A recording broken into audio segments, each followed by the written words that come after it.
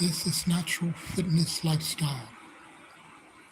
Is it true that no pain is no gain?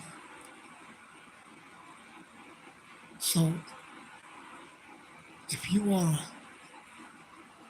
an athlete or you just simply an average person who's not in, who's wants improvement in their physical fitness condition, should you guide yourself on how much pain you feel? Should you say to yourself, hey, this is not hurting, so it's not effective? Is that the conclusion? I mean, if you take it literally, no pain is no gain. That would mean if you don't feel pain, then you're not gaining anything. Is that logical? Does that have to be so? Listen, when I first started, there were many courses on weightlifting, on weight training, and there were guidelines. Yes, guidelines. And the weight training and bodybuilding was named progressive resistance. Not just bodybuilding, but training with weights in general was called progressive resistance. There were many courses. They started off with a higher amount of reps. Not that hard. No. I want to correct myself. They started out with a moderate amount of reps, lightweight, with the goal of perfecting, mastering the technique, mastering your control of the exercise. You increase the repetitions. This also increased your endurance. Then there is something called the initial conditioning period, which is 6 weeks. And then there's an intermediate period, which is 3 months, where you start to feel that you're improving. Not only you're improving, but that you're comfortable and you look forward. You look forward to your exercise routine. Hey, hello there. And then there's the 6 months, where the exercise comes as second nature, where you master it, where you look forward to it, where it becomes part of your lifestyle. Hey, how you doing? But if you just guide yourself by no pain, no gain, that's kind of vague. Don't you think that's vague? You tell me. If I don't feel pain, then it's not working. Well, let me tell you something. Pain is a signal from your body that something is wrong. You should always pay attention to pain, where it's coming from, when it's coming, when you feel pain, what area, with what movement. You can be doing the movement entirely wrong, and the pain is there to tell you, hey, you got to brush up on your technique, buddy. Cut down the weight. Do it right. United States of America. Yes, United States. So, no pain, no gain. Is that really true? This is what I'm talking about. This is the topic of today's discussion.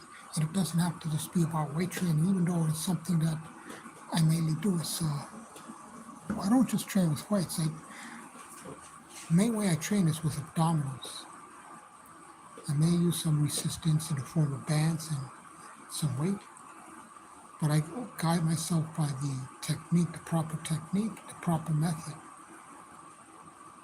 by systematically making the exercise harder with more advanced exercise, starting out with basic abdominal exercise, and then doing a more advanced abdominal exercise, increasing the repetitions, increasing the resistance, increasing the duration.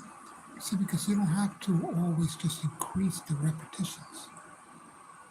Endurance is a matter of duration of the exercise. You have muscle endurance is 60 seconds. All the way up to 90 seconds is muscle endurance. And this is about physiology. But since I just mentioned physiology, I want to state that this video is not meant for recommendation or advice. This video is strictly meant for educational purposes. So is pain, no gain, real? Is that good? Is that a good thing? No pain, no gain? I prefer to look at it as getting out of your comfort zone. If you don't feel like doing something, and that something is good for you, like eating or exercise, then you have to, of course, you have to ask yourself why. Maybe you have something wrong with your stomach, your appetite, something wrong with your body. Yes, you have to pay attention to your body at all times. But in my case, I also look at why. Yes, why I don't feel like it. Is it an emotional thing or is it a physical thing? Two different things. If it's an emotional thing, then the exercise I found for myself, going ahead and exercising when I emotionally don't feel like doing it, it actually helps my emotion. It actually lifts me up and improves my mood. Now, a certain part of my body's hurting, and then I have to pay attention. And I could go on and exercise as long as it does not hurt. I guide myself. I have guidelines in exercise. Oh yeah, you know what? I wish I had my own place because I'm not in my own place. And does this have a microphone here? Yeah, they have a microphone. Let me see. Maybe it's my phone. I'm not sure, but anyway, I hope you can hear me better now. Can you hear me better now? Let me know. Yes. No pain, no gain is not meant to be a fundamental. No pain, no gain. That was like, I think that was the title of a movie, but that was more for a metaphor. It's a metaphor comparing something, comparing pain to